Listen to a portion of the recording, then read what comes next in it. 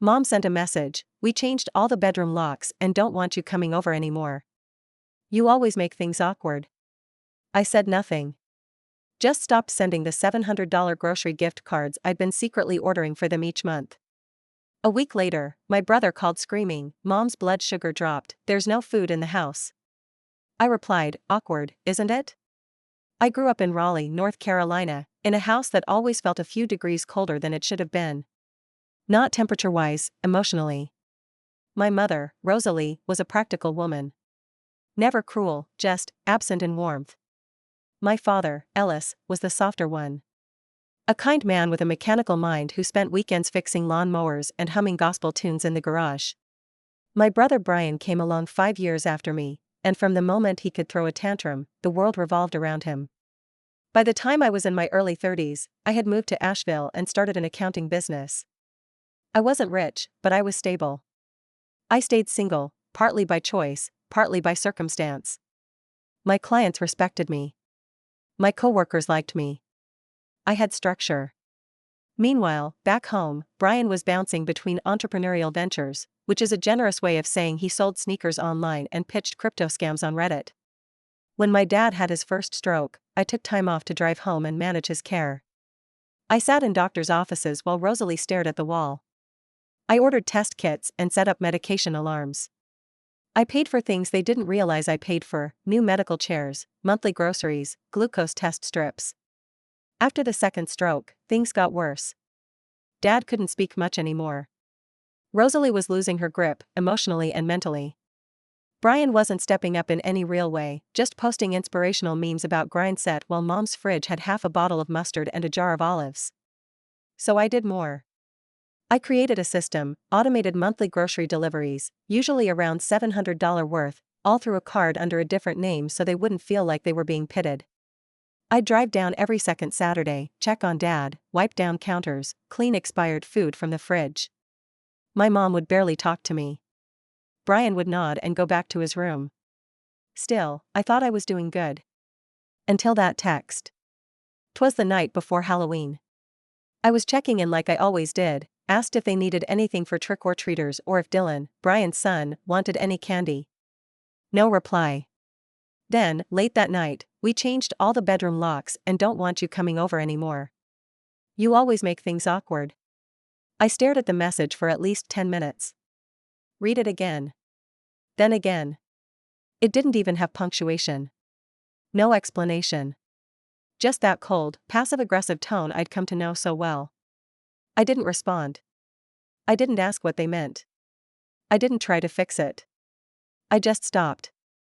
I canceled the grocery deliveries. Shut down the prepaid card. Took their address off every automatic order I'd ever set up. I didn't warn them. I didn't say a word. It was the quietest revenge I've ever enacted. A week later, Brian called me in a frenzy. I let it ring twice, then picked it up. He was yelling, like really yelling. "Naomi. What the hell? Mom's blood sugar crashed last night. There's no food in the house. You can't just stop everything like that." I took a breath. Then calmly said, "Awkward, isn't it?" And I hung up. No screaming. No drama. Just those 3 words. Something in me settled that day. It would be easy to pretend I felt powerful at that moment. Like some kind of avenging angel, doling out justice. But honestly? I just felt tired. Decades of carrying silent weight. Of being too much because I cared too much. Of being cast as controlling because I was organized. Of showing up and being told I was awkward. I got maybe 3 days of peace before the guilt started creeping in. Aunt Marcia called me, Rosalie's older sister. Said she'd heard Mom collapsed and was taken to the hospital. That the neighbor had found her after the lights had been off for 2 days straight. That Brian wasn't around. That hit me harder than I expected. Not because I felt bad for Rosalie. Because I knew the exact moment I chose myself, the whole thing fell apart. The hospital nurse called next. I was still listed as an emergency contact. Rosalie was stable but dehydrated, disoriented, and angry. I drove down. Not to be the hero. But to be an adult, once again. When I got there, Rosalie wouldn't look at me. She was awake, but her arms were crossed tight across her chest like a child refusing dinner. The nurse, a gentle woman named Ashmi, asked if I was the daughter. Before I could answer, Rosalie cut in, "No. My son handles everything." The nurse looked at me. I looked at Rosalie. Said nothing. I stayed for maybe 10 minutes. Said I'd let them know she was okay. Then I left. Didn't come back the next day. Or the day after. Brian didn't either, apparently. He posted on Facebook instead, "Sometimes, the worst snakes are the ones you call family." Classic. Dylan, on the other hand, called me 2 weeks later. Voice cracking. Quiet. Said he didn't know I was the one buying all the food. That he thought it was some program or something. Said he was sorry. That his dad was never around, and mom never really did anything but yell at people who tried to help. "I get it now," he said. That made me cry. Not because of the apology. But because I realized how long I'd been waiting for someone in that family to finally see me. I told Dylan he didn't owe me anything, but he insisted. "You kept us afloat." I didn't see it before. I do now. That conversation shifted something in me.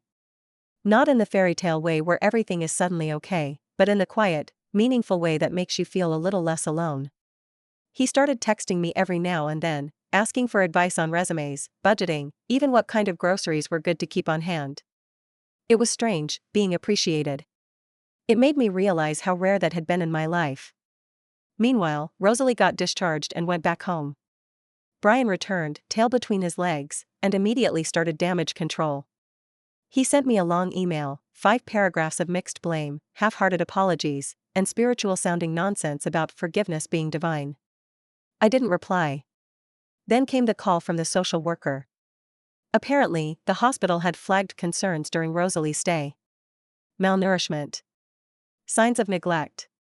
They opened a small inquiry, mostly to check on the living conditions and confirm someone was watching over her. When I was contacted, I was honest. I told them I hadn't been involved in over a month and that they'd actively told me not to come anymore. That they changed the locks. That they'd sent a text specifically telling me I made things awkward and they didn't want me around. I emailed the text message as proof. The social worker didn't say much, but I could hear the pause. That pause that says everything. Apparently, the story Brian gave was that I had abandoned them. That I just disappeared one day and left them without support. Classic Brian. Never once took accountability. Never once admitted that I'd been the one quietly carrying the load for years. A few weeks after that, I got another unexpected call, this time from one of Dad's old neighbors, Mrs. Laramie. She was in her late 70s, sharp as a tack, and used to live 3 doors down before moving to an assisted living place outside Durham. We hadn't spoken in a while, but she had always been kind to me growing up. She said she'd heard from someone at church that things were messy at my parents' house. "I don't want to pry, Naomi," she said, "but I know what kind of girl you were. Always helping. Always trying." That nearly broke me. I sat in my kitchen, tears silently streaming down my face while she told me that she knew. That she always knew. "You were a child trying to play nurse and peacemaker while everyone else just watched," she said. I thanked her. Hung up. Then I made a decision. Not out of vengeance. Not even out of bitterness. But because something in me finally clicked, I didn't owe these people anything anymore. Not my money. Not my time. Not my presence. They didn't just close the door on me. They locked it. And then blamed me for not knocking. So I leaned into my peace. Instead of grocery cards, I started sending $700 a month to a women's shelter in Asheville. One of my clients volunteers there, and she told me how desperate they always are for basic food and toiletries. I went from shipping gluten-free pastas and almond milk to my mom, to funding diapers and cereal boxes for women escaping abusive homes with nothing but their kids and a trash bag of clothes. And for the first time, my generosity actually felt seen. They sent thank you cards. Photos. Handwritten notes. One said, "Because of you, I didn't have to choose between feeding my son and buying my insulin this month." I sat with that card for hours. My own mother let her insulin run out rather than tell me thank you. But a stranger, who owed me nothing, thanked me from her bones. The contrast was deafening. Around the same time, Rosalie's church friend reached out via Facebook. A woman named Myrna, who I hadn't spoken to since high school. She messaged, "Hey Naomi. I'm sorry if this is weird. But your mom mentioned you'd abandoned the family. I just wanted to say I'm praying for you. I know there's more to the story." That one felt less like comfort and more like surveillance. I didn't reply. But I did change my privacy settings. A few days later, I received an Amazon package. No note. No return address. Inside was a cheap book titled Releasing Anger: How to Heal and Forgive. I laughed out loud. Brian style, through and through. Passive-aggressive, preachy, and entirely unaware of irony. They locked me out of the house, then tried to guilt me into feeling bad for standing in the rain. But I wasn't standing there anymore. I'd gone home. Not to Raleigh. Not to that cold house with dusty curtains and bitter air. But to myself. To quiet mornings, hot tea, fresh fruit, and books I actually had time to read now that I wasn't everyone's emergency backup plan. I started taking yoga again. Reconnected with an old college friend who had also been through some family estrangement things, and we'd swap stories over lunch once a month. My world didn't shrink. It expanded. They thought they were cutting me off. But what they really did was set me free. About 2 months after I started donating to the shelter regularly, I got another call from the social worker assigned to Rosalie's case. She asked if I would be open to a family mediation session. Apparently Rosalie had requested it, or at least, Brian had on her behalf. I paused before answering. Not because I was tempted. I wasn't. I had no delusions of a tearful reunion or a sudden awakening where everyone realized how deeply they'd wronged me. But I was curious what they thought they still had to say after cutting me out and then blaming me for it. So I agreed. Reluctantly. It was held over Zoom, scheduled at a time that worked for me because I insisted on that boundary. The day of the session, I sat in my home office, lit a candle, and logged on with zero expectations. Just observation. The social worker, Rebecca, started the meeting with her practiced warmth, laying out the structure. Brian was already in the Zoom waiting room, camera off, username just B. Rosalie joined about 3 minutes late. Her camera was aimed slightly too high, giving me a view of her thinning gray hair and ceiling fan more than her face. Rebecca asked if anyone wanted to start by sharing their concerns. Silence. Then Brian jumped in, camera still off. "We just feel like Naomi kind of gave up on the family." It felt really abrupt. I leaned in, made sure my voice was calm. I had practiced this. "I received a text saying you'd changed the locks and didn't want me coming around anymore because I made things awkward. That's not abrupt. That's a message. A very clear one." Rosalie spoke then, finally angling her camera lower. Her face looked older than I remembered. Tired, like the years were finally catching up to her. "We didn't mean forever." I almost laughed. But I didn't. I just blinked, slow. Then why never follow up? Why no apology, no explanation? More silence. Then she mumbled, "You always made us feel like we weren't doing enough." It's exhausting. There it was. I had expected a lot of things: gaslighting, excuses, guilt trips, but I hadn't expected honesty. That line pierced through the mess. "You made us feel like we weren't doing enough." And maybe I did. Not intentionally. But my help, my structure, my calendars and reminders and deliveries were reminders of what they didn't have under control. And instead of seeing my love, they saw their own shame. Still, that didn't justify how they treated me. Rebecca guided the conversation toward next steps, asking each of us what we'd want going forward. Brian said he wanted open communication. Rosalie said she wanted less judgment. I said I wanted space. Clear, defined space. I told them I wasn't angry anymore, but I also wasn't interested in rebuilding trust with people who made it clear I wasn't safe around them. You could almost hear the disappointment on their end. Like they thought this call would somehow reset the clock. Like I was going to cry and say I missed them and everything would return to the way it used to be. But I didn't miss them. I missed the idea of family. The version I kept hoping would appear if I just did more. After the call, I shut my laptop and felt a weird lightness. Not joy. Just air. No more secrets. No more pretending. A few weeks passed. I stopped thinking about them. Mostly. Then one afternoon, while checking my mailbox, I saw a manila envelope with no return address. My name was handwritten in thick marker. Inside was a stack of old photos. Me as a kid, sitting on the swing set in our backyard.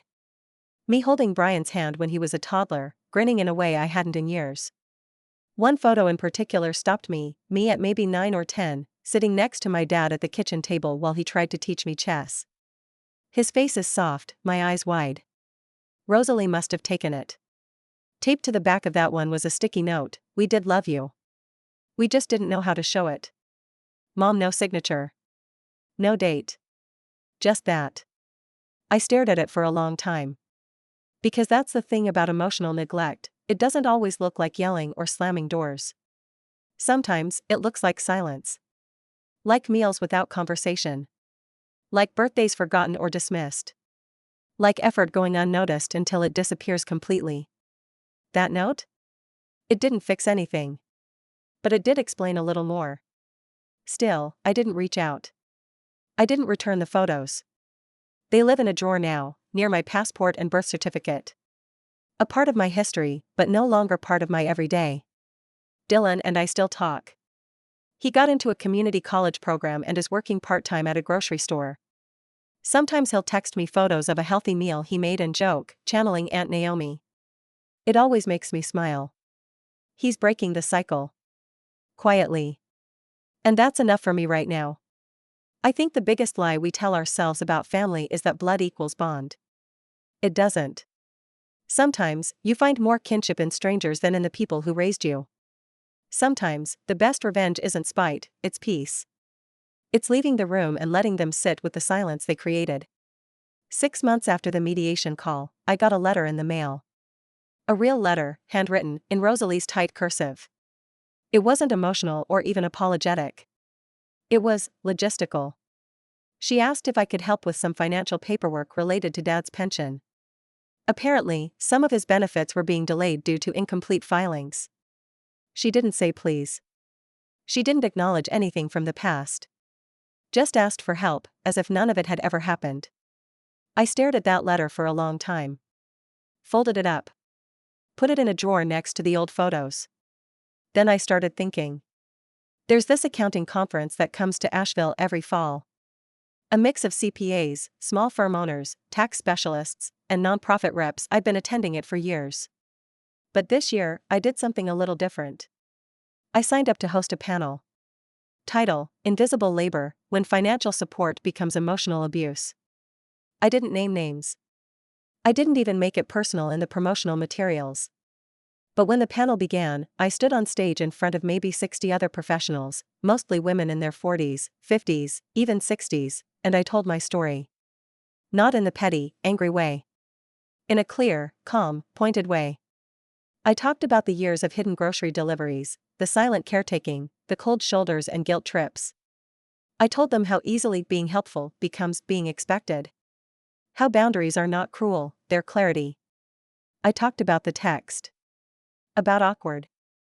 About canceling the cards and finding peace. The room was silent. And then, it wasn't. People lined up afterward to talk to me. One woman cried and said she hadn't spoken to her own mother in 2 years and always felt ashamed. Another handed me her card and said she was writing a book about financial enmeshment. Another simply hugged me and whispered, "Thank you for saying it out loud." That night, I went home lighter than I'd felt in years. But the true revenge? That came later. The shelter I'd been donating to had just opened a financial literacy program. They asked me to lead a 6-week workshop for women trying to rebuild after leaving toxic situations. Some had fled abusive partners, others were like me, caretakers who'd been emotionally drained by their families until they had nothing left. I said yes. Every Wednesday night, I stood in that shelter's rec room with a whiteboard and a stack of worksheets. I taught those women how to open checking accounts, how to build a budget, how to get credit reports cleaned up. We talked about debt, about fear, about starting over when you've been convinced you have no worth. And then I got an idea. I took all of that material, all the budgeting templates, the financial checklists, the motivational emails I'd been sending the women, and turned it into a free online course. I called it, Awkward, Reclaiming Power When They Tell You You're Too Much. That name? Yeah. It was deliberate. Within 3 months, over 5,000 women had signed up. One of them emailed me and said, "I used to be ashamed that I walked away from my family. But now I realize I walked toward myself. Thank you for showing me how." I printed that email out. Framed it. Put it on the wall above my desk. Right where the old framed family photo used to hang. Then, months later, Brian found out.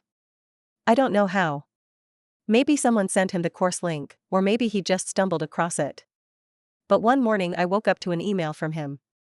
Subject line, "Nice branding, sis." Body, "Hope you're proud of yourself, exploiting our family drama for internet points." No punctuation. Still passive-aggressive. Still him. I didn't reply. Instead, I screenshotted it. Posted it, anonymously, on the course's private forum. Along with a note to my students, when you take your power back, people who benefited from your silence will call it betrayal. Let them. Keep going. They flooded me with support. Dozens of messages. Comments like, "We've all gotten that email. You're not alone. My brother sent the same thing when I started therapy. That message means you're doing something right." I smiled. Because that was the revenge. Not shouting. Not burning bridges. Not cutting people off in a blaze of glory. Just healing in public. Thriving loudly. Turning their attempts to shame me into tools for someone else's liberation. And every time someone signs up for Awkward, I get a quiet notification in my inbox. Sometimes it comes at 2 a.m. Sometimes during lunch. But every ping is another tiny, beautiful act of revenge. Because I could have stayed small. I could have apologized for being too much. Instead, I gave the world everything they tried to make me hide. And that? That is enough. That is peace. That is justice.